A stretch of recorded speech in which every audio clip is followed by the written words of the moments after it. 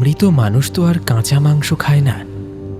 তাহলে তালাবদ্ধ ওই অন্ধকার ঘরের ভেতর কে বসে আছে? রূপনারায়ণ নদের ধারের এক মুদির দোকানে বসে এক রহস্যময় বৃদ্ধ শোনালেন এক হাড় হিম করা ঘটনা। কালবৈশাখীর সেই অভিশপ্ত অমাবস্যার রাতে ঠিক কী বিভৎস পরিণতি হয়েছিল সুব্রতের, আর গল্প শেষে ওই রহস্যময় বৃদ্ধই বা কিভাবে চোখের পলকে শূন্যে মিলিয়ে গেলেন। চরম সাসপেন্স আর গায়ে কাঁটা দেওয়া এই ক্লাইম্যাক্স জানতে নিজ দায়িত্বে সম্পূর্ণ গল্পটি শুনুন।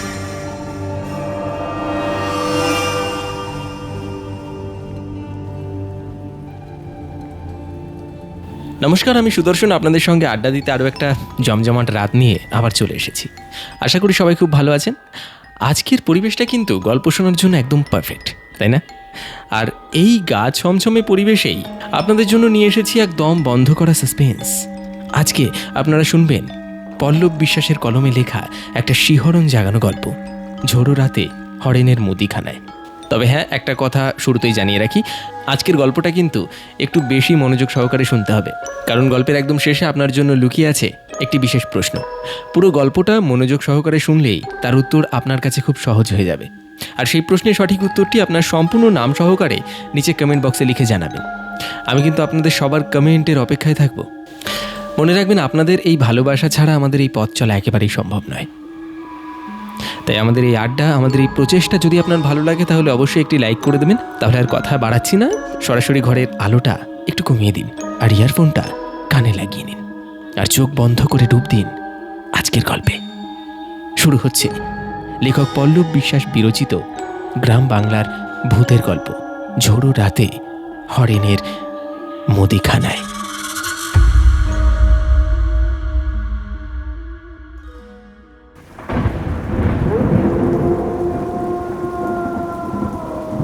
শ্রাবণের রাতটা আজ যেন একটু বেশি থমথমে। রূপনারায়ণ নদের বুক চিরে এক নাগারে ঝিরঝিরে বৃষ্টি পড়েই চলেছে। একটানা পতনের সেই মন কেমন করা শব্দে মিশে আছে নদের ঘোলাটে কালো জলের এক অদ্ভুত সোঁদা গন্ধ। ঘাটের ঠিক ওপরেই একটা বিশাল প্রাচীন বটগাছের নিচে আধা অন্ধকারে গা ঢাকা দিয়ে দাঁড়িয়ে আছে হরেনের পুরনো জরাজীর্ণ মুদি কাম চায়ের দোকানখানা। বটগাছের ঝুড়িগুলো অন্ধকারের মধ্যে অতিকায় দানবের জটা জালের মতো ঝুলে আছে। দোকানের ভেতরে তেলের কড়া গন্ধ আর কয়লার উনুনের ধোঁয়ায় বাতাসটা ভীষণ গুমোটে, দম বন্ধ করা। টিমটিম করে জ্বলছে একটা হলদেটে বাল্ব, যার আলো অন্ধকারের বুক চিরে খুব বেশি দূর পর্যন্ত এগোতে পারছে না। দোকানের ভেতরে ভাঙাচোরা নড়বড়ে কাঠের বেঞ্চিতে বসে আছে 4-5 জন যুবক। শহরের আলো হাওয়ায় বেড়ে ওঠা আধুনিক ছেলে তারা। দিন কয়েক আগে বরিশাল থেকে একটা বিশেষ ফটোগ্রাফি প্রজেক্টের কাজ সেরে ফেরার পথে রূপনারায়ণের এই খেয়াঘাটে এসে আটকে পড়েছে তারা। রাতের শেষ নৌকাটার জন্য এই বৈরী আবহাওয়ায় অপেক্ষা করা ছাড়া আর কোনো উপায় নেই। বাইরে নিস্তব্ধ জমাট অন্ধকার আর বৃষ্টির এক টানা শব্দের মাঝেই ওদের মধ্যে চলছিল জোর তর্ক। গ্রামের এই থমথমে গা ছমছমে পরিবেশটা নিয়ে কথা তুলেছিল সুপ্রতীক। ক্যামেরার লেন্স পরিষ্কার করতে করতে সে বলছিল, যাই বলিস ভাই, গ্রামটার বাতাসে কেমন যেন একটা অদ্ভুত ভারী ভাব আছে। ওই যে ঘোষালদের পরিত্যক্ত পোড়ো বাড়িটার কথা হরেন কাকু বলছিল না, আমার কিন্তু মনে হয় ওই গুজবগুলো একেবারে মিথ্যে নয়। গ্রামের মানুষ এমনি এমনি তো ওই দিকটায় দিনের বেলায় যেতে ভয় পায় না, এর পেছনে কোনো কারণ আছে। ওর কথা শেষ হতে না হতেই হো হো করে হেসে উঠল সায়ন আর রতন। সায়ন একটু ব্যঙ্গ মেশানো গলায় বলল, আরে তোর ওই ক্যামেরার লেন্সের মতো তোর মগজটাও দেখছি ঘোলাটে হয়ে গেছে সুপ্রতীক। এই একবিংশ শতাব্দীতে দাঁড়িয়ে ভূত প্রেত বা অলৌকিক কিছু বিশ্বাস করা মানেই নিছক বোকামি। Everything has a logic. এই পোড়ো বাড়িতে বড় জোর শেয়ালের আস্তানা আছে, আর নয়তো সাপকোপের ভয়। এর বাইরে কোনো থিওরি এখানে খাটে না, বুঝেছিস? রতন ও সায়নের কথায় সায় দিয়ে বলল, একদমই ঠিক বলেছিস। তোরা তো জানিস ভয়ের উৎস হলো মানুষের মনের অবচেতন স্তর। যেখানে আলো পৌঁছায় না, বিজ্ঞান পৌঁছায় না, সেখানেই মানুষ ভূতের জন্ম দেয়। বিজ্ঞান, লজিক আর থিওরির বড় বড় বুলি যখন ওই কাঠের বেঞ্চিতে বসে আধুনিকতার অহংকারে ফুটছিল, ঠিক তখনই একটা অদ্ভুত শব্দে থমকে গেল সবাই।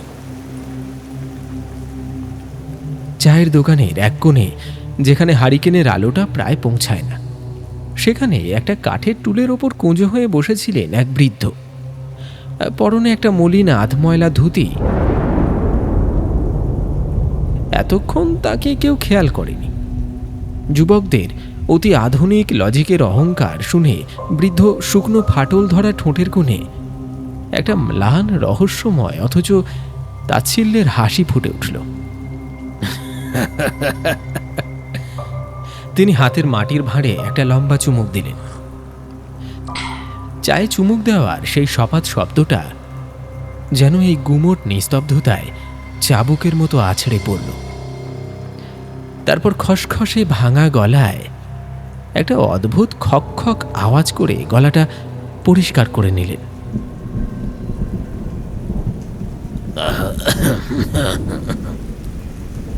বৃদ্ধ ঘাড় ঘুরিয়ে সরাসরি দোকানের দিকে তাকিয়ে নিচু অথচ স্পষ্ট স্বরে বললেন, হরেন, আর একটা কড়া করে লিকার চা দে তো বাপ। ভেতরটা কেমন যেন আজ বড্ড ঠান্ডা হয়ে আসছে। হরেন কোনো কথা না বলে নীরবে মাথা নেড়ে চায়ের জল চাপাল। বৃদ্ধ এবার ধীরে ধীরে মুখ ফেরালেন ওই শহুরে যুবকের দিকে। তার চোখের দৃষ্টি দেখে তাদের গলার স্বর নিমেষেই যেন শুকিয়ে গেল। বয়সের ভারে চোখের মণি দুটো ফ্যাকাশে, ঘোলাটে হয়ে এসেছে ঠিকই, কিন্তু সেই চাহনিতে এমন একটা তীব্র তীক্ষ্ণ গভীরতা ছিল যা কোনো সাধারণ মানুষের থাকে না। মনে হলো ওই চোখ দুটো যেন শতাব্দীর পর শতাব্দী ধরে জমে থাকা অজস্র নিষিদ্ধ রহস্যের নীরব সাক্ষী। তিনি তার অস্থিসার চামড়া কোঁচকানো ডান হাতটা সরাসরি যুবকদের দিকে তুলে ধরলেন। তারপর তর্জনী দিয়ে ইশারা করে শান্ত অথচ হিম শীতল গলায় বললেন, তোমরা তোমরা তো আজ সায়েন্স নিয়ে বড়াই করো বাবুরা। সব কিছুই নাকি তোমাদের কাছে লজিক আছে। তাই রূপনারায়ণের ধারের ওই ঘোষালদের পরিত্যক্ত পুরো বাড়িটার লজিক কি কেউ দিতে পারো? দিনের আলোতেও ভর দুপুরেও ওই বাড়ির 100 গজের মধ্যে কোনো রাখাল তার গরু নিয়ে যায় না কেন? জানো কেন? সায়ন তখনও নিজের যুক্তিতে অনড় থাকার চেষ্টা করে আমতা আমতা করে বলল, কেন যাবে না? নিশ্চয়ই পুরনো বাড়ি, রক্ষণাবেক্ষণ নেই, দেওয়াল ভেঙে পড়ার ভয় আছে, বা হয়তো বিষধর সাপ। এই সায়ন, এই চুপ কর না। ধমক দিয়ে উঠল সুপ্রতীক। সায়নকে থামিয়ে দিয়ে সে মন্ত্রমুগ্ধের মতো বৃদ্ধের দিকে তাকিয়ে বলল, আরে সব কথায় লজিক খুঁজিস না সায়ন। এই দাদু কি বলছেন সেটা অন্তত শোন। আপনি বলুন না দাদু, কি হয়েছিল ওই ঘোষাল বাড়িতে? এই বৃষ্টির মধ্যে বসে বসে আপনার মুখ থেকে ঘোষাল বাড়ির কাহিনী শুনতে বেশ ভালোই লাগবে। বৃদ্ধের ঠোঁটের কোণে আবার সেই তাচ্ছিল্যের হাসিটা ফিরে এলো। তিনি চোখের দৃষ্টিটা একটু ওপরের দিকে তুলে যেন সুদূর অতীতের কোনো অন্ধকার গলিতে হারিয়ে গেলেন। বাইরে তখনও বৃষ্টির বেগ আরও একটু বেড়েছে। চালের টিনের ওপর বৃষ্টির ঝমঝম শব্দের মাঝেই বৃদ্ধের ভারী গম্ভীর গলা শোনা গেল,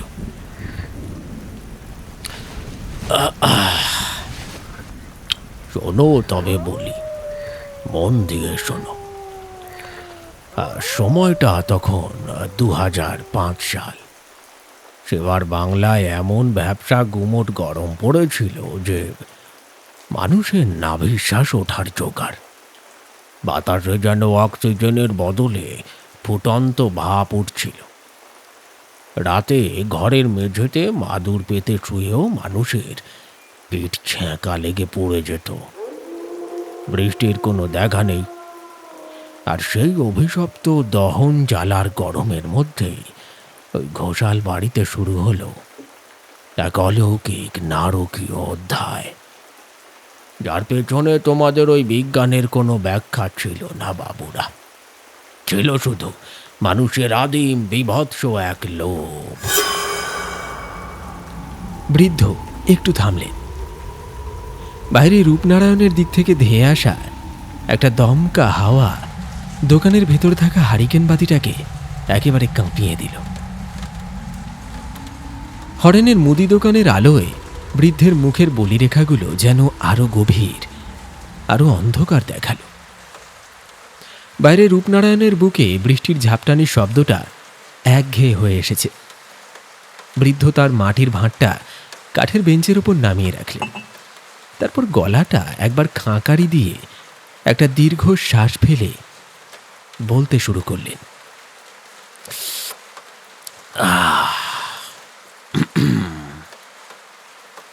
সেই 2005 সালের গুমোট গরমের কথা ভাবলে আজ এই শ্রাবণের কনকনে বৃষ্টির রাতেও আমার শির দাঁড়াবে ঘামের স্রোত নামে বাবুরা।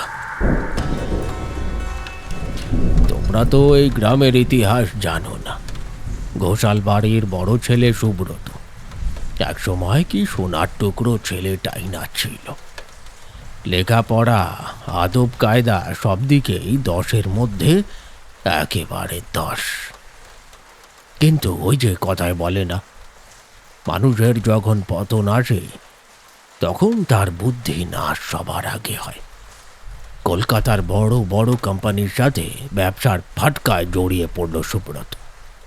বেশি লাভের আশায় রাতারাতি বড় লোক হওয়ার লোভে এমন এক অন্ধ গলিতে পা রাখল যেখান থেকে ফেরার আর কোনো রাস্তা ছিল না। চরম মার খেল লোকটা। রাতারাতি বাজারে তার লাখ লাখ টাকার দেনা হয়ে গেল। আমি নিজের চোখে দেখেছি, নিজের কানে শুনেছি সব। তখন এমন দিন নেই যে পাওনাদাররা ঘোষাল বাড়ির দরজায় এসে গালিগালাজ করতো না। ভর দুপুরে যখন রোদ পুড়িয়ে দিচ্ছে চারপাশ, তখন সেই গনগনে রোদের মধ্যেই পাওনাদাররা এসে সদর দরজায় লাথি মারত। বেরো বেরো বেরো সালা সুয়ারের অলাদ! টাকা যখন দিতে পারবি না তখন ধার করেছিলিস কেন? নবাবের পুত, এখন ঘরের ভেতর ইঁদুরের মতো লুকিয়ে আছিস। এইসব অশ্রাব্য গালাগালিতে বাতাস ভারী হয়ে উঠত। দাওয়ায় একটা কাঠের চেয়ারে পাথরের মূর্তির মতো বসে থাকত সুব্রত। ওর চোখ দুটো জবা ফুলের মতো লাল, চোয়ালে পেশিগুলো রাগে আর অপমানে ফুলে ফুলে উঠত, কিন্তু মুখ দিয়ে একটা শব্দ বের হতো না। আর ঘরের ভেতর থেকে ভেসে আসতো সুব্রতর বউ শিখার চাপা কান্নার আওয়াজ। আহা, মেয়েটা বড় লক্ষ্মী ছিল, আর কি রূপ! কিন্তু ভাগ্যটা ছিল পোড়া। পাওনাদাদের মধ্যে 2-1 তো এতই নীচ ছিল যে সদর দরজা থেকে দাঁড়িয়ে ওই ঘরের বউ মেয়েদের নিয়ে এমন সব নোংরা কদর্য ইঙ্গিত করত, যা শুনে পাড়ার লোক লজ্জায় কান চেপে ঘরে ঢুকত। কেউ বলতো, বউটাকে বাজারে বিক্রি করে দে, তবু আমাদের টাকাটা মেটা, বুঝেছিস? আর এর মাঝেই উঠোনের এক কোণে দাঁড়িয়ে ভয়ে থর থর করে কাঁপত সুব্রত আর শিখার 6 বছরের কচি মেয়ে টসি। ওর ওই নিষ্পাপ ডাগর চোখ দুটোতে তখন কেবলই এক অজানা আতঙ্ক। কিন্তু এসব তো গেল বাইরের কথা। আসল নরক তো তখন তৈরি হচ্ছিল ঘোষাল বাড়ির ভেতরে, ওই দিকের বড় ঘরটায়। সেই ঘরে এক বিশাল সেকেলের মেহগনি কাঠের পালঙ্কে পড়েছিলেন সুব্রতের পক্ষাঘাতগ্রস্ত বুড়ো বাবা হরিনাথ ঘোষাল। সুব্রত গ্রামের মানুষকে বলেছিল, মাস 6 আগে কলকাতায় ব্যবসার কাজে গিয়ে নাকি একটা ভয়ানক দুর্ঘটনা ঘটেছিল হরিনাথ বাবু। পা পিছলে পড়ে গিয়ে মাথার পেছনের দিকে এমন চোট লাগে যে মানুষটা পুরোপুরি পঙ্গু হয়ে যায়। গ্রামের মানুষ জানতো হরিনাথ বাবু কোমায় চলে গেছেন।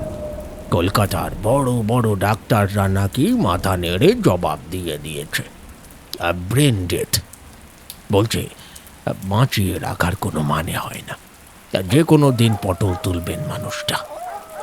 কিন্তু বাবু, সুব্রতের জেদ ছিল একেবারে অন্যরকম, কিংবা হয়তো সেটা জেদ ছিল না, ছিল একটা ভয়ঙ্কর পরিকল্পনা। সে হুট করে কাউকেই তার বাবার ঘরের ওই চৌকাঠটুকু ডিঙাতে দিত না। সেই ব্যবসা সেদ্ধ করা গরমের দিনেও হরিনাথ বাবুর ঘরের সব জানালা কপাট দিন রাত খিল আঁটা থাকত। ঘটঘটে অন্ধকার আর গুমোট হয়ে থাকতো সেই ঘর। শুধু ওষুধের একটা পচা কটু গন্ধ ওই বন্ধ দরজার ফাঁক দিয়ে বাইরে আসতো। একদিন আমি নিজেই আর থাকতে না পেরে ওকে জিজ্ঞেস করেছিলাম, উঠোনে দাঁড়িয়ে বলেছিলাম, তা আরে সুব্রত, এমনিতেই এমন দম বন্ধ করা গরম, আর তার উপর ওই বদ্ধ ঘরে বাপটাকে ওরম আটকে রেখেছিস কেন? মানুষটা তো গুমড়ে গুমড়ে মরবে রে। অন্তত দক্ষিণের জানলাটুকু একটু খুলে দে, একটু আলো বাতাস তো খেলতে দিবি ঘরে নাকি? আমার কথা শুনে সুব্রত যে দৃষ্টিতে আমার দিকে তাকিয়েছিল বাবুরা, বিশ্বাস করো, আমার আমার বুকের রক্ত জল হয়ে গিয়েছিল। সেই লাল ঘোলাটে চোখে কোনো মানুষের দৃষ্টি ছিল না। অত্যন্ত রুক্ষ খসখসে গলায় আমাকে দাঁতে দাঁত চেপে বলেছিল, দেখুন, আপনি ওসব বুঝবেন না। বাবা চিকিৎসায় সাড়া দিচ্ছে। ডাক্তারবাবু বলেছেন আলো বাতাস পুরোপুরি বন্ধ করে অন্ধকার ঘরে রাখলে ওনার মস্তিষ্ক শান্ত হবে। বাইরের কোনো আলো বা কোলাহল ওনার জন্য মারাত্মক ক্ষতিকর। বুঝেছেন? কথাটা সে এমন কাঠখোট্টা ভাবে বলেছিল যে আমি আর দ্বিতীয় কথা বলার সাহস পাইনি। কিন্তু বাবু, আমার মন বলতো ওই জানলার ওপারে কোনো চিকিৎসা চলছে না। বৃদ্ধের চোখ দুটো এবার হলদেটে হারিকেনের আলোয় অদ্ভুতভাবে চকচক করে উঠল। তিনি সামনের দিকে একটু ঝুঁকে এলেন। তার ভাঙা খসখসে গলাটা যেন ফিসফিসানিতে পরিণত হলো। বাইরের মানুষের কাছে যেটা ছিল একটা কোমায় চলে যাওয়া রোগীর ঘর, কিন্তু সেই দম বন্ধ করা ঘটঘটে অন্ধকার আর ওষুধের গন্ধে ভরা বদ্ধ ঘরের ভেতর বন্ধ কপাটের ওপারে যে আসলে কি হাড় হিম করা বিভৎস আর নাটকীয় কাণ্ড ঘটছিল তা কেবল উপরওয়ালাই জানতেন।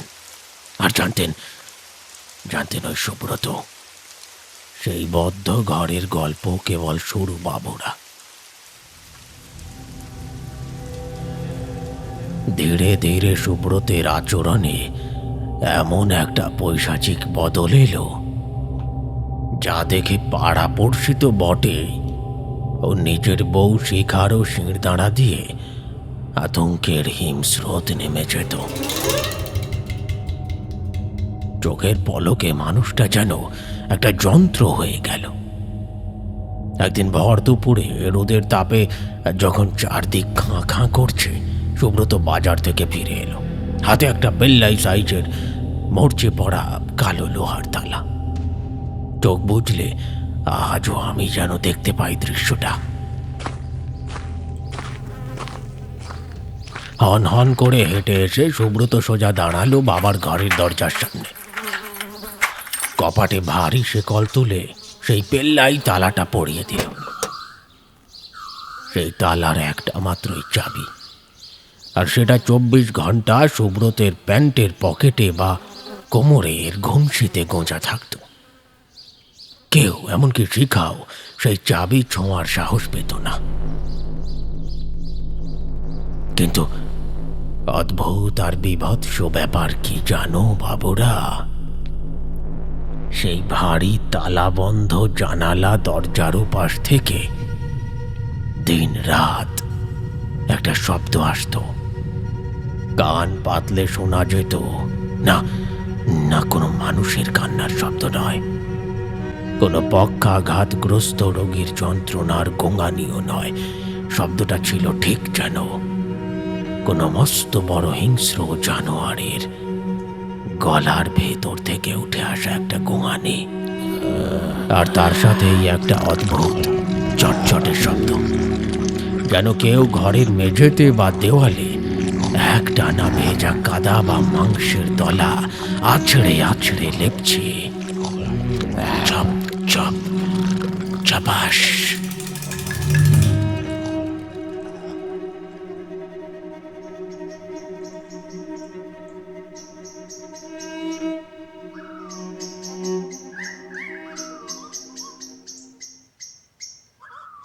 একদিন নিঝুম দুপুরের ঘটনা। সুব্রত বাড়িতে নেই। ছোট্ট টুসি ছাদের সিঁড়িতে বসে নিজের পুতুল নিয়ে খেলছিল। খেলতে খেলতে হঠাৎ কি মনে হতে সে নেমে এলো হরিনাথ বাবুর ঘরের বাইরের বারান্দায়। দরজার একটা ফাটল দিয়ে ভেতরে উঁকি মেরেছিল কচি মেয়েটা। কয়েক সেকেন্ড, তারপরেই দম ফাটা একটা আর্তনাদ।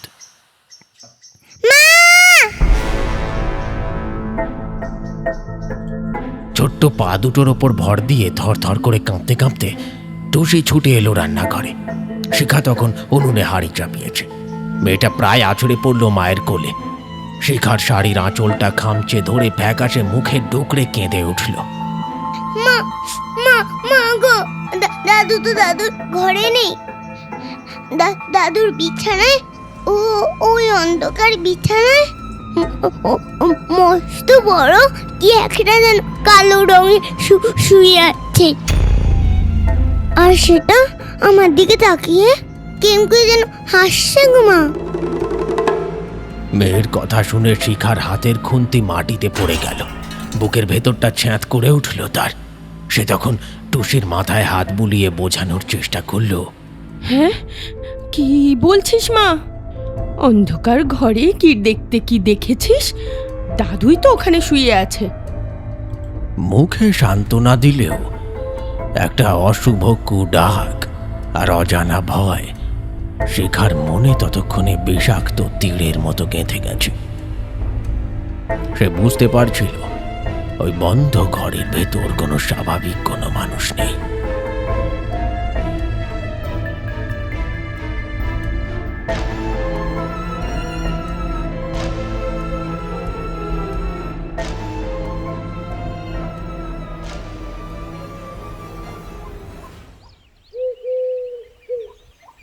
এরপর দিনই ঘটল আরেক কাণ্ড। সুব্রত এসে তার বউকে এক চরম কড়া নির্দেশ দিল। সে বাজার থেকে একটা কালো রঙের পলিথিনের ব্যাগ এনে শিখার সামনে ধপাস করে ফেলল।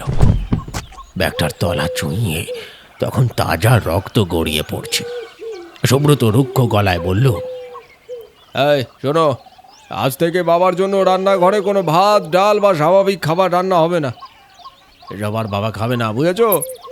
এইসব কি বলছো তুমি? এই ব্যাগে কি আছে? রক্ত ঝরছে কেন? আর পঙ্গু মানুষটা ভাত খাবে না তো কি খাবে? যা বলছি কোনো কথা না বাড়িয়ে চুপচাপ তাই করবি। কাঁচা মাংস খাবে বাবা। সময় আসুক সব জানতে পারবি, তার আগে একটা প্রশ্ন করবি না, ঠিক আছে? শিখার চোখ তখন ছানা পড়া। সে দেখল ব্যাগটার ভেতরে ছাগলের কাঁচা মাংসের কিমা, না ফোটানো গরুর টাটকা দুধ, আর বাজার থেকে কুড়িয়ে আনা কিছু নোংরা নাড়ি ভুঁড়ি আর মাছের আঁশটে কাঁটা, যেগুলো সাধারণত পাড়ার নেড়ি কুকুর বা বেড়ালরা খায়। সুব্রতর নির্দেশ ছিল পরিষ্কার। প্রতিদিন সকাল সন্ধে ওই রক্ত মাখা কাঁচা মাংস আর অখাদ্যগুলো একটা পাথরের বাটিতে মেখে ঘরের দরজার তলার ফাঁক দিয়ে ভেতরে ঢুকিয়ে দিতে হবে। শিখার দিনগুলো তখন এক জীবন্ত নরক। যখনই সে কাঁপতে কাঁপতে সেই বীভৎস খাবারের বাটিটা দরজার তলা দিয়ে ঠেলে দিত, দেখতো ঘরের ভেতর থেকে একটা তীব্র ঝাঁঝালো ফিনাইলের গন্ধ আছড়ে পড়ছে তার মুখে। সুব্রত হয়তো ইচ্ছে করেই বালতি বালতি ফিনাইল ঢালতো ঘরে, কিন্তু বাবুরা সেই উগ্র গন্ধের আড়ালেও একটা পচা গা গোলানো আষ্টে রক্তের গন্ধ লুকিয়ে থাকতো, যা নাকে ঢুকলেই সেখান নাড়ি ভুঁড়ি উল্টে বমি চলে আসতো, যেন কোনো গোরস্থানে মরা পড়ছে।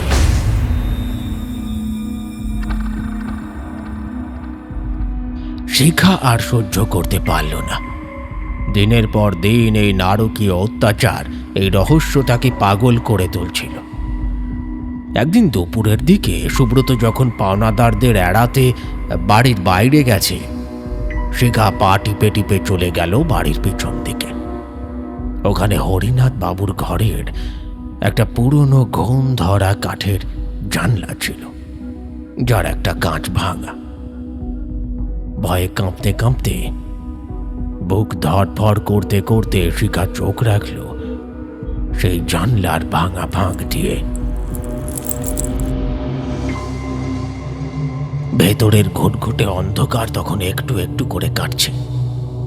আবছা আলো হয়ে বিছানার দিকে তাকাতেই শিখার গলা দিয়ে একটা বিকট চিৎকার বের হতে গিয়েও কোথায় যেন আটকে গেল। শ্বাস বন্ধ হয়ে এলো তার। সে দেখল বিছানায় শুয়ে থাকা হরিনাথের শরীরটা আর কোনো মানুষের মতো নেই। বিশাল পেল্লায় একটা মাংসপিণ্ড যেন পড়ে আছে। শরীরটা বেলুনের মতো অস্বাভাবিক ফুলে তার স্বাভাবিক আকারের অন্তত 4-5 গুণ বড় হয়ে গেছে। আর তার গায়ের চামড়া, বাবুরা, সে দৃশ্য ভাবলে আজও আমার হাত পা বরফ হয়ে আসে। গায়ের চামড়া শুকনো সাপের খোলসের মতো জায়গায় জায়গায় ফেটে চড় চড় করে চিরে গেছে। সেই ফাটা চামড়ার চটাগুলো মরা খোলসের মতো বিছানায় খসে খসে ঝুলছে, আর তার ভেতর দিয়ে উঁকি মারছে দগদগে কালচে লাল কাঁচা মাংস।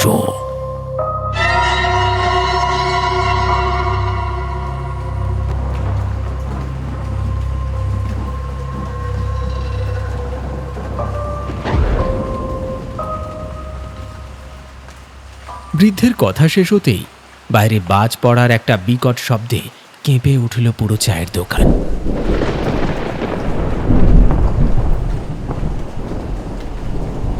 সায়ন আর সুপ্রতীকের মুখ তখন কাগজের মতো সাদা হয়ে গেছে। তারা যেন চোখের সামনে ভাসতে দেখছে সেই বীভৎস ফুলে ওঠা পচা গলা শরীরটাকে। বাইরে তখন রূপনারায়ণের বুক চিরে একটা দমকা ঝোড়ো হাওয়া আছড়ে পড়ল মুদি দোকানের টিনের চালে। টিমটিমে হারিকেন বাতিটা আবার কাঁপতে শুরু করেছে। বৃদ্ধের ঘোলাটে চোখ দুটো যেন সেই কাঁপা কাঁপা আলোয় এক আদিম আতঙ্কের প্রতিচ্ছবি হয়ে উঠেছে। বেঞ্চিতে বসা আধুনিক যুবকদের মুখে এখন আর কোনো রা নেই। তাদের চোখে মুখে স্পষ্ট হয়ে উঠেছে এক অজানা ভয়ের ছায়া। বৃদ্ধ তার গলায় জড়ানো গামছাটা একটু ঢিলে করে দিয়ে আবার সেই ভাঙা খসখসে গলায় বলতে শুরু করলেন। সেই জানলার ফাঁক দিয়ে দেখা বিভৎস দৃশ্যটা শিখার মাথার ভেতরটা যেন পুরোপুরি এলোমেলো করে দিয়েছিল বাবুরা। কিন্তু আসল প্রলয় তো তখনও বাকি। ঠিক তার পরের দিনের ঘটনা।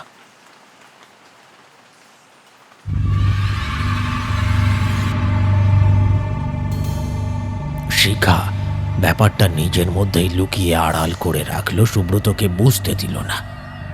ওইদিকে সকালবেলা সুব্রত তাড়াহুড়ো করে বাড়ি থেকে বেরোনোর জন্য তৈরি হচ্ছিল। শিখাকে বলল, শোনো, আজ আমার ফিরতে অনেক রাত হবে। আমার সেই বিশেষ কাজটা আজকেই মেটাতে হবে, বুঝলে? কোথায় যাচ্ছ তুমি? শ্মশানের ধারের ওই তান্ত্রিকটার কাছে।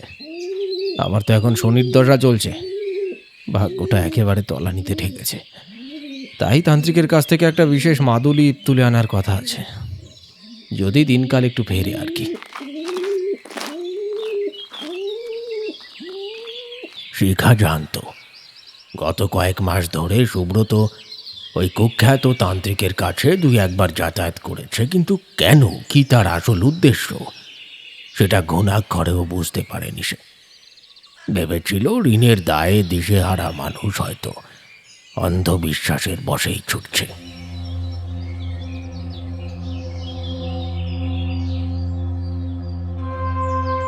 সুব্রত বেরিয়ে যেতেই গোটা বাড়িটা যেন এক গুমোট শ্মশানের মতো নিস্তব্ধতায় ডুবে গেল। শুধু ওদিকের ওই তালাবন্ধ ঘরটা থেকে থেকেই বেশ আসতে লাগলো সেই একটানা ঘর ঘর আর চপ চপ শব্দটা।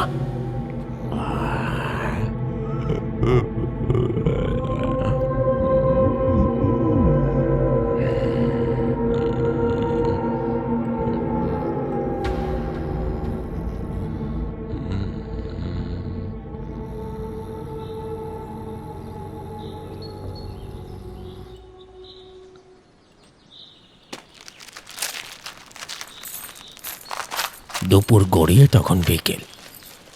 শেখা সুব্রতের আলমারিটা একটু গোছাতে গিয়ে হঠাৎ সেকেলের কাঠের আলমারির একদম নিচের তাকে সুব্রতর একটা পুরনো ধুলো পড়া ওষুধের ব্যাগের দিকে তার নজর আটকে গেল। ব্যাগটা বের করে ঝাড়তেই ভেতর থেকে একটা ভাঁজ করা হলদেটে চটচটে কাগজ মাটিতে খসে পড়ল। কাঁপা কাঁপা হাতে কাগজটা মাটি থেকে তুলে সে ভাঁজ করল। কাগজটা একটা অফিসিয়াল শংসাপত্র, কলকাতার এক নামকরা বড় হাসপাতালের শিলমোহর মারা ডেথ সার্টিফিকেট। কাগজটার উপর চোখ বোলাতে শিখার চারপাশের চেনা পৃথিবীটা যেন এক মুহূর্তে পায়ের তলা থেকে সরে গেল। হাতের আঙুলগুলো বরফের মতো অবশ হয়ে এলো, মাথাটা ভোঁ ভোঁ করে ঘুরতে শুরু করলো। স্পষ্ট গাঢ় কালো কালিতে ইংরেজিতে লেখা রয়েছে, হরিনাথ ঘোষাল।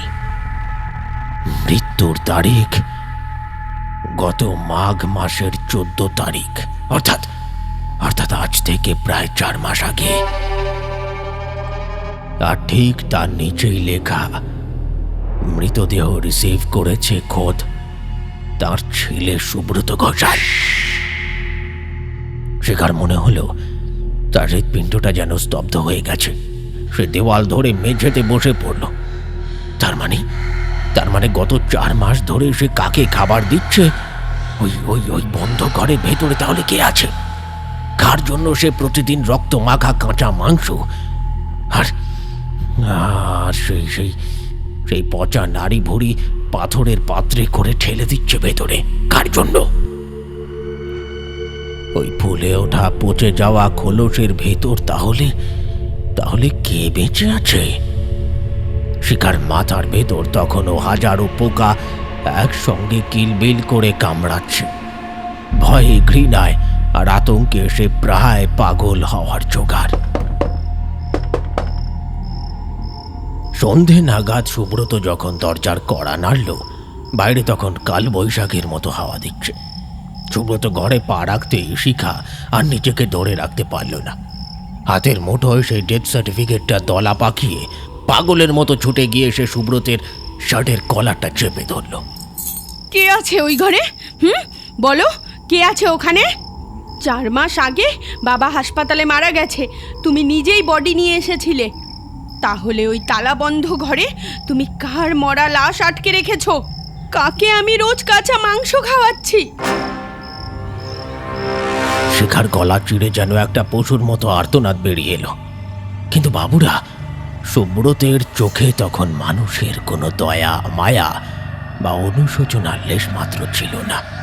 সেখানে কেবল জ্বলছিল এক পৈশাচিক রক্তমুখী উন্মাদের হিম শীতল দৃষ্টি। সে এক ঝটকায় শিখাকে ছুঁড়ে ফেলে দিল মাটিতে। তারপর বাঘের মতো ঝাঁপিয়ে পড়ে তার একটা শক্ত লোহার মতো হাত দিয়ে শিখার মুখটা এমনভাবে চেপে ধরল যে শিখার চোখের মনি দুটো উল্টে যাওয়ার জোগাড় হলো। সুব্রত সাপের মতো হিস হিসে গলায় ফিস ফিস করে বলে উঠল, পরশু জমির ফাইনাল রেজিস্ট্রি আছে, ওই জমি বেচলে কয়েক লক্ষ টাকা।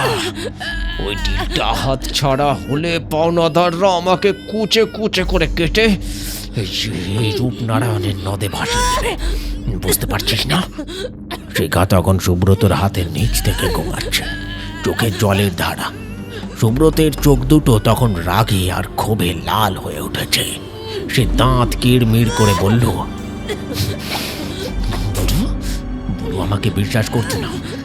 নিজের জন্ম দেওয়া ছেলেকে বিশ্বাস করতো না। জানিস জানিস ওর ওই আদরের মেয়ে যে বহু দূরের গ্রামে গিয়ে নবাবের মতো সংসার করছে, সে দিদির নামে সব জমি জমা সম্পত্তি লিখে দিয়ে গেছে। আমার পাওনা আমি এমনি এমনি ছাড়বো?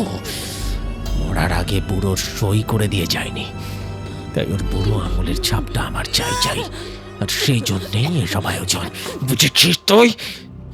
শিখার বিস্ফারিত চোখের দিকে তাকিয়ে সুব্রত এবার একটা বিকৃত নারকীয় হাসি হাসল, বলল, শ্মশানের ওই অঘরীতান্ত্রিক পঞ্চাননের কাছে গিয়েছিলাম আমি। এই বিদ্যা সাধারণ তান্ত্রিকের নয়, এ এক চরম নিষিদ্ধ বামাচারী বিদ্যা। পঞ্চানন একটা জ্যান্ত পিশাচ জোঁক এনে বাবার ওই মরা পচা পেটের ভেতর ঢুকিয়ে দিয়েছিল। ওটা কোনো সাধারণ পোকা নয় শিখা, ওটা একটা নরখাদক প্রেতাত্মা। ওই শয়তান জানোয়ারটার লাশের পেটের ভেতর বাসা বেঁধে বাবার মরা স্নায়ু আর পেশিগুলোকে নিজের আয়ত্তে নিয়ে সচল রেখেছে। ওটা শুধু আমার দেওয়া কাঁচা মাংস আর রক্ত খেয়ে বেঁচে আছে, যাতে আমি দলিলে বুড়োর আঙুলের টিপসইটা আদায় করতে পারি। ওটা আসলে বাবার মরা চামড়াটাকে স্রেফ একটা খোলস করে রাখা একটা চামড়ার জামা হিসেবে ব্যবহার করছে। শিখার চোখ দিয়ে তখন অঝোরে জল ঝরে পড়ছে। সুব্রত তার মুখের ওপর আরো ঝুঁকে পড়ে সেই পৈশাচিক গলায় বলল, আর একটাই দিন, কাজ মিটে গেলে এই দলিলে ছাপটা পড়লেই আমি ওই পচা মরা আর ওই পিশাচটাকে একসঙ্গে জ্বালিয়ে পুড়িয়ে ছাই করে দেব, নয়তো পঞ্চানন তান্ত্রিকের হাতে তুলে দেব। তার আগে তুই যদি একটাও কথা বলেছিস, তবে তোকেও কেটে ওই ঘরের পিশাচটার খাবার বানিয়ে দেব। হ্যাঁ,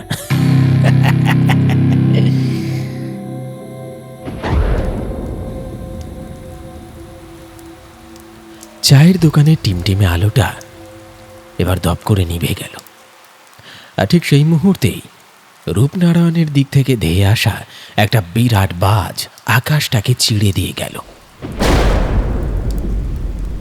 কয়েক সেকেন্ডের সেই বিদ্যুতের আলোয় যুবকরা যা দেখল, বৃদ্ধের মুখের রেখাগুলো যেন পাথরে খোদাই করা কোনো প্রাচীন প্রেত মূর্তির মতো দেখাচ্ছে।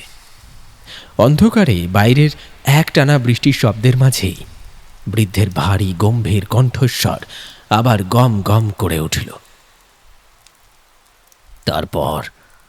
তারপর এলো সেই অভিশপ্ত অমাবস্যার রাত। বাবুরা, সে রাতের কথা ভাবলে আজও আমার শিরা উপশিরার রক্ত বরফ হয়ে যায়। পরদিন সকালেই জমির ফাইনাল রেজিস্ট্রি, ক্রেতাদের তরফ থেকে লোক আর মোহরি আসার কথা সেই রাতেই, কারণ ওই পচা গলিত লাশের আঙুলের ছাপটা রাতের অন্ধকারে এই কাগজে নিতে হবে। আকাশ ভেঙে সেদিন বিদ্যুৎ চমকাচ্ছিল, আর রূপনারায়ণের বুক চিড়ে ধেয়ে আসছিল এক প্রলয়ঙ্করী কাল বৈশাখী ঝড়। হাওয়ার সে কি মাতাল গর্জন! ঝড়ের দাপটে গোশাল বাড়ির চারপাশের পুরনো কাঠের জানলাগুলো আছড়ে আছড়ে পড়ছিল, যেন কোনো অদৃশ্য প্রেতাত্মা বাইরে থেকে ধাক্কা মারছে। ঘোষাল বাড়ির ভেতরের একটা ঘরের শিখা আর ছোট্ট মেয়ে টুসি একটা টিমটিমে মোমবাতি জ্বেলে ভয়ে একে অপরকে জড়িয়ে ধরে সিঁটিয়ে বসে আছে। মেয়েটার তখন শরীর জ্বরে পড়ছে, আর শিখা চোখ দুটো আতঙ্কে স্থির করে রেখেছে। আর সুব্রত, সে তখন এক হাতে একটা হারিকেন আর অন্য হাতে একটা ভারী টর্চ নিয়ে বাইরের বারান্দায় উন্মত্তের মতো পায়চারি করছে। তার অস্থিরতার কারণ জমির ক্রেতারা আর মোহরি তখনও এসে পৌঁছায়নি। হাওয়ায় হারিকেনের আলোটা বারবার কেঁপে কেঁপে উঠছে। হঠাৎ ঝড়ের সেই কান ফাটানো গর্জনকেও চাপিয়ে একটা ভয়ঙ্কর হাড়হিম করা আওয়াজ ভেসে এলো। সুব্রত থমকে দাঁড়ালো। আওয়াজটা আসছে বাবার ঘরের সেই ভারী লোহার তালাটা থেকে। কেউ ভেতর থেকে পাগলের মতো সজোরে তালাটা ধরে ঝন ঝন করে নাড়াচ্ছে, যেন ভেতরের জন্তুটার খিদে এবার চরমে উঠেছে। সে আর ওই পচা মাংসের খোলসে বন্দি থাকতে চাইছে না। হঠাৎ ধাপাস করে একটা বিকট ভারী শব্দ হলো, যেন ওপর থেকে কোনো বিশাল ভেজা চটচটে চামড়ার বস্তা সজোরে মেঝেতে আছড়ে পড়ল। আর তারপরে শুরু হলো সেই পরিচিত বীভৎস শব্দটা। কিন্তু এবার বাবুরা, শব্দটা শুধু ঘরের ভেতরে আটকে নেই, মনে হলো দরজার তলার সেই 2 ইঞ্চি ফাঁক দিয়ে কোনো থলথলে পিচ্ছিল মাংসপিণ্ড যেন জোর করে বাইরের বারান্দার দিকে বেরিয়ে আসার চেষ্টা করছে। সুব্রত টর্চ আর হারিকেন নিয়ে হন্ডে হয়ে ছুটে গেল ওই ঘরের দরজার দিকে। তার ধারণা হয়েছিল হয়তো তান্ত্রিক পঞ্চানন কোনো উপায়ে জানলা গলে ঘরে ঢুকেছে। বুড়োর আঙুলের ছাপটা আগেই চুরি করতে, কিন্তু লোভের তাড়নায় অন্ধ হয়ে যাওয়া মূর্খ সুব্রত জানত না গত 4 মাস ধরে কাঁচা মাংস আর রক্ত খেতে খেতে সেই পিশাচ জোঁক এখন আকারে এক দানবের মতো বিশাল হয়ে গেছে। তার আর মরা পচা মাংস ভালো লাগছিল না। তার এখন চাই জ্যান্ত মানুষের ধকধকে গরম রক্ত, আর থাকার জন্য একটা আস্ত নতুন শরীর।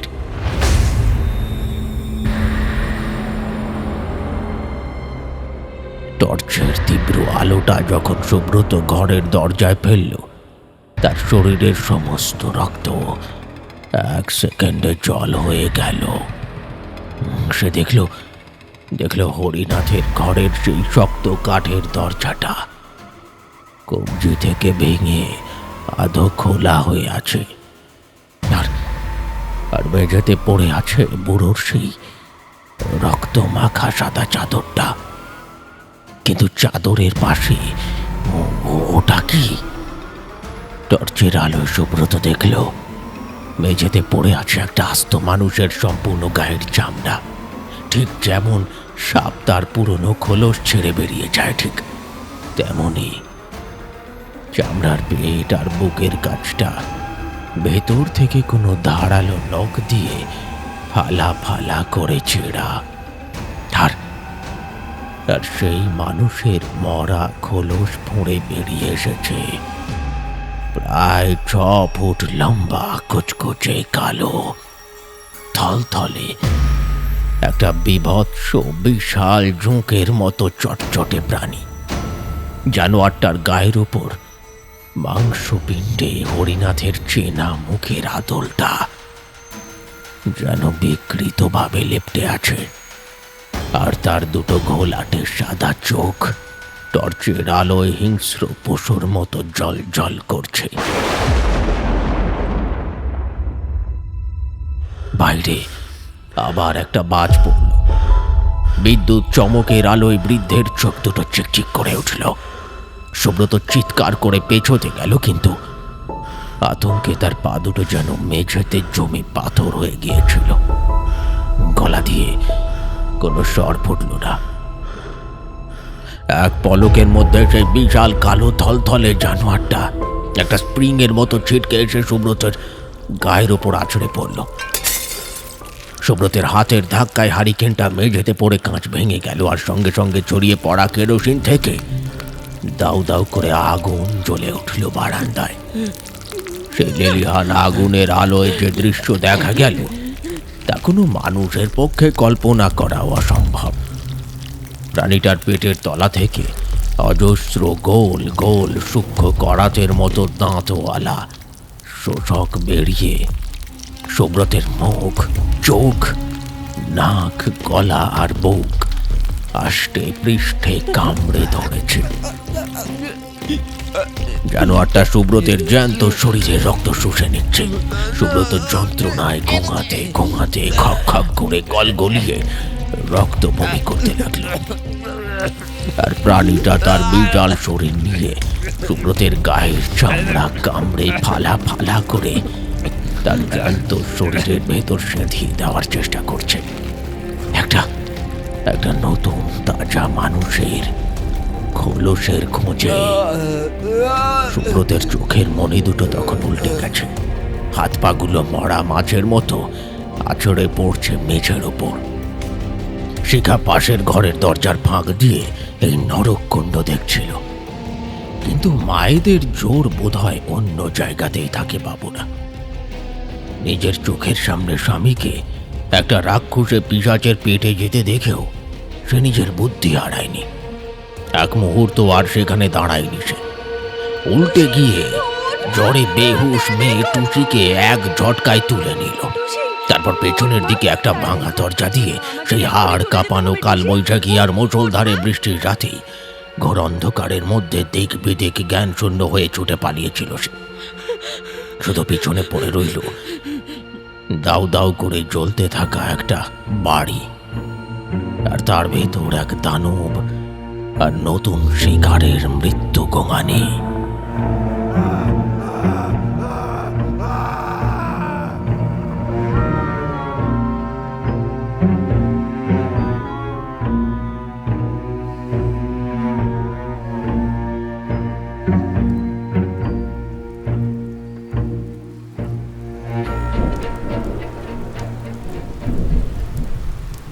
বৃদ্ধ তার হাতের শূন্য মাটির ভাঁড়টা ধীরে সুস্থে কাঠের বেঞ্চের ওপর নামিয়ে রাখলেন। ঠক করে একটা হালকা শব্দ হলো। বাইরে বৃষ্টির বেগ তখন দ্বিগুণ বেড়েছে। রূপনারায়ণের নদের ঘোলাটে জল ফুলে ফেঁপে উঠে আছড়ে পড়ছে ঘাটের উপর। কিন্তু দোকানের ভেতরে বসা আধুনিক শহুরে যুবকদের আড্ডায় তখন আক্ষরিক অর্থেই এক শ্মশানের নিস্তব্ধতা নেমে এসেছে। কারো মুখে টু শব্দ নেই। বিজ্ঞান আর লজিকের সমস্ত অহংকার যেন ওই বৃষ্টির জলে ধুয়ে রূপনারায়ণের পাঁকে তলিয়ে গেছে। এই কনকনে ঠান্ডা হাওয়াতেও যুবকদের কপালে বিন্দু বিন্দু ঘাম জমে উঠেছে। গায়ের লোমগুলো কাঁটার মতো খাড়া হয়ে আছে আতঙ্কে। কয়েক মুহূর্তের এই দম বন্ধ করা নীরবতার পর সায়ন কোনো মতে তার শুকিয়ে আসা গলার থুতু গিলল। তার সেই ব্যঙ্গ আর আত্মবিশ্বাসের স্বর এখন উধাও, গলাটা স্পষ্ট কাঁপছে। সে ঢোক গিলে কাঁপা গলায় জিজ্ঞেস করল, কিন্তু কিন্তু আপনার গল্পে যে একটা বড়সড় লজিক মিলছে না। আপনিই তো বললেন সেই কালবৈশাখীর অভিশপ্ত রাতে ওই বাড়িতে শুধু সুব্রত আর তার বউ শিখা আর ছোট্ট মেয়ে টুসি ছাড়া আর কেউ ছিল না। সুব্রত তো ওই রাতেই ওই ঘরের ভেতর পিশাচটার হাতে শেষ হয়ে গেল, আর বউ মেয়ে কোনো মতে জান নিয়ে পালিয়ে গেল। তাহলে সুব্রত আর শিখার ঘরের ভেতরের ওই অতি গোপন কথোপকথন, ওই আলমারির ভেতর থেকে ডেথ সার্টিফিকেট খুঁজে পাওয়ার ঘটনা, কিংবা সুব্রতের ওপর ওই রাক্ষসের জোঁকটার ঝাঁপিয়ে পড়ার এত পুঙ্খানুপুঙ্খ বিবরণ, এগুলো আপনি জানলেন কি করে? আপনি কি আমাদের নিছক ভয় দেখানোর জন্য বানিয়ে বানিয়ে কোনো মন গড়া গল্প বলছেন? সায়নের এই প্রশ্নে বাকি যুবকরাও যেন একটু নড়ে চড়ে বসল। তাদের চোখে মুখে একটা অবিশ্বাসের ছায়া, যেন এই যুক্তির সুতোটা ধরে তারা আবার স্বাভাবিক পৃথিবীতে ফিরে আসতে চাইছে।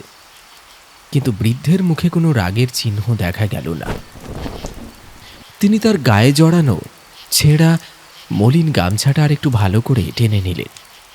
তারপর তাঁর সেই বাঁকা পুরনো বাঁশের লাঠিটায় ভর দিয়ে অস্থিসার শরীরটা নিয়ে ধীর পায়ে উঠে দাঁড়ালেন। পকেট হাতড়ে দুটো অতি পুরনো মরচে ধরা তামার কয়েন বার করলেন তিনি। কয়েন দুটো হরেনের দোকানের টেবিলের ওপর ঠক করে রাখলেন। বৃদ্ধ এবার ধীরে ধীরে ঘাড় ঘুরিয়ে সায়নের দিকে তাকালেন। তার সেই ঘোলাটে ফ্যাকাশে চোখ দুটোয় এবার কোনো তাচ্ছিল্য নেই, বরং সেখানে ফুটে উঠল একটা অদ্ভুত করুণ অথচ হাড় হিম করা রহস্যময় হাসি।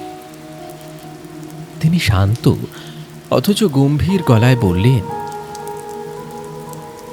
গল্প নয় বাবুরা, এই হলো খাঁটি লজিক। সুব্রতের ওই জমির ক্রেতা যে কলকাতার বড় প্রমোটার পার্টি ছিল, তাদের হয়ে যিনি দিনের পর দিন আইনি কাজকর্ম করতেন, দলিল দস্তাবেজ ঘাঁটতেন, আমি ছিলাম সেই অভাগা সরকারি দলিল লেখক শিবদাস মোহরী। যুবকদের চোখ বিস্ময়ে বিস্ফারিত হয়ে গেল। বৃদ্ধ বলে চললেন, সেই কাল বৈশাখীর রাতেই সুব্রত আমাকে লাখ টাকার লোভ দেখিয়েছিল। বলেছিল রাতারাতি কাজটা সেরে ফেলতে হবে। তাই আমাকে মেন রাস্তা এড়িয়ে পেছনের বাঁশ বাগানের জঙ্গল দিয়ে লুকিয়ে তার বাড়িতে ডেকে পাঠিয়েছিল। ওই লাশের আঙুলের ছাপ আর ফাইনাল কাগজে আমার সই করানোর জন্য।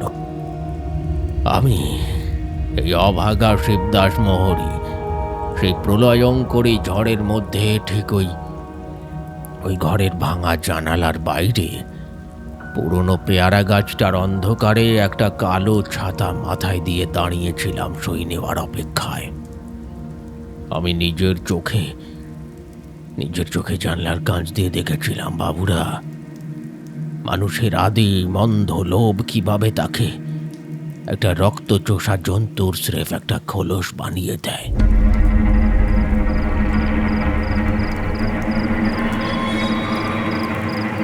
কথাগুলো বলতে বলতে বৃদ্ধ চায়ের দোকানের ভাঙাচোরা দরজাটার দিকে পা বাড়ালেন। বাইরের জমাট অন্ধকার তাকে আলিঙ্গন করার জন্য অপেক্ষা করছে। দরজার চৌকাঠে পা রাখার ঠিক আগে বৃদ্ধ শেষবারের মতো পিছন ফিরে তাকালেন। টিমটিমে হারিকেনের আলোয় যুবকরা স্পষ্ট দেখল বৃদ্ধের বলিরেখা পড়া দুই গাল বেয়ে জলের ধারা নামছে। তার ঘোলাটে চোখ দুটো জলে চিকচিক করছে। ভাঙা বাষ্পরুদ্ধ গলায় বৃদ্ধ বললেন, আর জানো, শিখা মা লক্ষ্মী যখন তার জ্বরে বেহুঁশ কচি মেয়েটাকে বুকে জড়িয়ে ধরে জ্যান্ত নরক থেকে বাঁচতে কান্না চাপতে চাপতে পেছনের দরজা দিয়ে ওই অন্ধকারের মধ্যে ছুটে বেরিয়ে আসছিল, তখন এই বুড়ো শিবদাস মোহরী নিজের ছাতাটা তাদের মাথার উপর ধরেছিল গো। ওই রাক্ষসে জানোয়ারটার হাত থেকে তাদের আড়াল করে ওই কচি মেয়েটাকে নিজের বুকে আঁকড়ে ধরে এক হাঁটু কাদা আর জলের মধ্যে দিয়ে হেঁটে এই বুড়োই তাদের নিশ্চিন্তপুর স্টেশনের শেষ ট্রেনে তুলে দিয়ে এসেছিল। তাই তো আজ সব কথা এত পুঙ্খানুপুঙ্খ জানি। এই কথাগুলো বলেই বৃদ্ধ আর এক মুহূর্তও দাঁড়ালেন না। ঘুরে দাঁড়িয়ে কালবৈশাখীর মতো সেই জমাট অন্ধকারের বৃষ্টিতে পা বাড়ালেন। দাদু দাদু শুনুন। সুপ্রতীক লাফিয়ে উঠে দরজার দিকে ছুটে গেল, কিন্তু দরজা পেরিয়ে বাইরে পা রাখতেই সে থমকে গেল। বাইরে কেউ নেই। জনমানবহীন খেয়াঘাট। কেবল প্রাচীন বটগাছের পাতা চুইয়ে ঝরঝর করে জল পড়ছে। কাদামাটিতে কোনো মানুষের পায়ের ছাপ পর্যন্ত নেই। চোখের পলকে বৃষ্টির সেই কালো পর্দার আড়ালে কোথায় যেন শূন্যে মিলিয়ে গেছেন সেই বৃদ্ধ শিবদাস মোহরী। সুপ্রতীক স্তব্ধ হয়ে দাঁড়িয়ে রইল দরজায়। ভেতরের কাঠের বেঞ্চিতে বসা সায়ন আর বাকি যুবকেরা তখন মোমের পুতুলের মতো জমে গেছে। তাদের বিজ্ঞান, লজিক আর আধুনিকতার সব অহংকার তখন রূপনারায়ণের কালো জলের অতলে চিরকালের মতো ডুবে গেছে। কেবল চায়ের দোকানের টিমটিমে হলদেটে আলোটা তখনও হাওয়ায় দুলছে, আর বাতাসের শব্দের সাথে মিশে দূর থেকে যেন ভেসে আসছে একটা অস্পষ্ট অদ্ভুত আওয়াজ।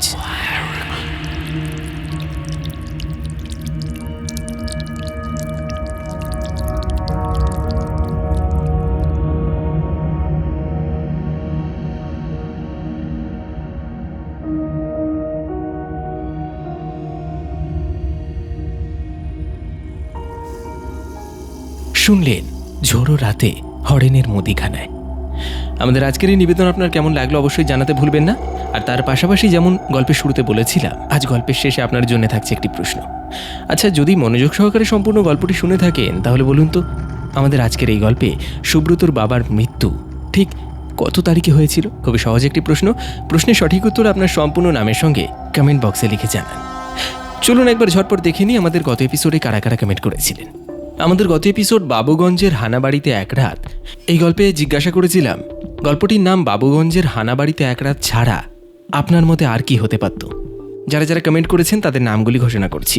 একজন বলছেন, দাদা আমি সৌমেন দে, কল্যাণী থেকে শুনছি, গল্পটা খুবই ভালো লেগেছে, গল্পের সঙ্গে এই নামটাই ঠিক আছে।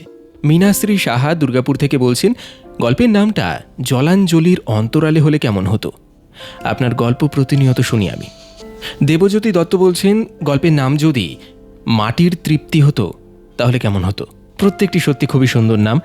এছাড়া কমেন্ট করেছেন দেখে নিকে, গল্পটার নামটা ঋণ হলে ভালো লাগতো। কমেন্ট করেছেন নারায়ণ সরকার। সদানন্দ বেরা কমেন্ট করে বলছেন, গল্পের নাম 30 বছর পর। গল্পটা দারুণ হয়েছে এবং ভাষাগুলো মন ছুঁয়ে গেল। এবার লাইভ হলে আগে থেকে জানিয়ে দিলে ভালো হয়। নিশ্চয়ই, আমি যখনই লাইভে আসবো আগে থেকে অবশ্যই জানিয়ে দেবো। আর আপনাদের প্রত্যেককে অনেক অনেক ধন্যবাদ যে আপনারা কমেন্ট করছেন, আপনাদের মতামত জানাচ্ছেন। এর পরবর্তী কমেন্টে চলে যাই। এরপরে কমেন্ট করেছেন একজন, বলছেন, খুব ভালো লাগলো দাদা, আমি সুরাট থেকে শেখ হাসান বলছি, হানাবাড়িতে এক রাত, পাগলি মায়ের কান্না, এইটা ভালো লাগতো, কিন্তু আপনার দেওয়া নামটাও খুব ভালো লাগলো। ধন্যবাদ আপনাকেও আপনার মতামত কমেন্ট সেকশানে লিখে জানানোর জন্য। এছাড়া কমেন্ট করেছেন সুদীপ চক্রবর্তী, বলছেন খুব খুব সুন্দর গল্পটা দাদা, গল্পটার নাম হতে পারতো কর্তব্য। পায়েল দাস বলছে সুন্দর গল্পটা, নামটাও বেশ। এছাড়া গল্পের নাম নিয়ে একজন কমেন্ট করেছেন, তিনি বলছেন, হ্যালো, আমি গোবরডাঙ্গা থেকে তন্দ্রা দত্ত শুনছি দাদা, আপনার ভয়েস টিউন আমার খুব ভালো লাগে। আজকের গল্পটি নিয়ে আমি নির্দিষ্ট কোনো নাম দিলাম না, বাট আমার নিজস্ব অপিনিয়ন শেয়ার করছি। যেহেতু গল্পটি একজন অতৃপ্ত মায়ের আত্মাকে ঘিরে এবং নিঃস্বার্থ একজন কাকাকে নিয়ে, তো ইমোশনালি কিছু রিলেশনশিপ এর উপর নামটা রাখলে ভালো হতো। আদারওয়াইজ আপনার ভয়েসে আমার যে কোনো গল্প শুনতে খুব ভালো লাগে। আমি আর আমার ছেলে আপনাদের প্রত্যেকটা চ্যানেলেরই নিয়মিত শ্রোতা। থ্যাংক ইউ সো মাচ আপনাদের প্রত্যেককে যারা আমাদের গল্পগুলি নিয়মিত শুনছেন, এবং আপনার মতামত রাখার জন্য অনেক অনেক ধন্যবাদ। পরবর্তী কমেন্ট করেছেন একজন, বলছেন খুব সুন্দর লাগলো, কাঁদিয়ে দিলেন এই গল্পটা বলে ভাই। আমি বাদুড়িয়া থেকে বলছি সুচিত্রা মণ্ডল। গল্পের নামটা আমার মনে যেটা আসছে সেটা হলো মমতার হাতছানি। হ্যাঁ, আপনারা প্রত্যেকেই যারা যারা গল্পের নাম সম্পর্কে কমেন্ট করেছেন, প্রত্যেকটি নামই সত্যি খুব সুন্দর। আপনাদের প্রত্যেককে অনেক অনেক ধন্যবাদ যারা কমেন্ট করেছেন। এছাড়াও অনেকে কমেন্ট করেছেন, কিন্তু একই এপিসোডে সকলের নাম নেওয়া সম্ভব নয়, ভিডিওটা লেন্দি হয়ে যাবে, তাই আজকের মতো বিদায় নিচ্ছি আমি সুদর্শন। আবার দেখা হবে আপনার সঙ্গে আগামী এপিসোডে। আজকের গল্পে যে প্রশ্নটি আপনার জন্য রইল তার সঠিক উত্তর কিন্তু আপনার সম্পূর্ণ নামের সঙ্গে লিখে জানাতে ভুলবেন না। আপনাদের প্রত্যেককে অনেক অনেক ধন্যবাদ, আর অন্তর থেকে একরাশ ভালোবাসা দিয়ে শেষ করছি আজকের এপিসোড। আশা করছি আমাদের আজকের নিবেদন আপনার ভালো লেগেছে। আগামীতে আরও নতুন নতুন হারহিম করা গ্রাম বাংলার ভূতের গল্পের সাথে আমি সুদর্শন আপনাদের সঙ্গে আড্ডা দিতে আসবো, তাই এক্ষুনি চ্যানেলটি সাবস্ক্রাইব করুন যদি না করে থাকেন, আর পাশে থাকা বেল নোটিফিকেশন অন করতে কিন্তু ভুলবেন না। সকলে ভীষণ ভালো থাকবেন, সুস্থ থাকবেন। ধন্যবাদ।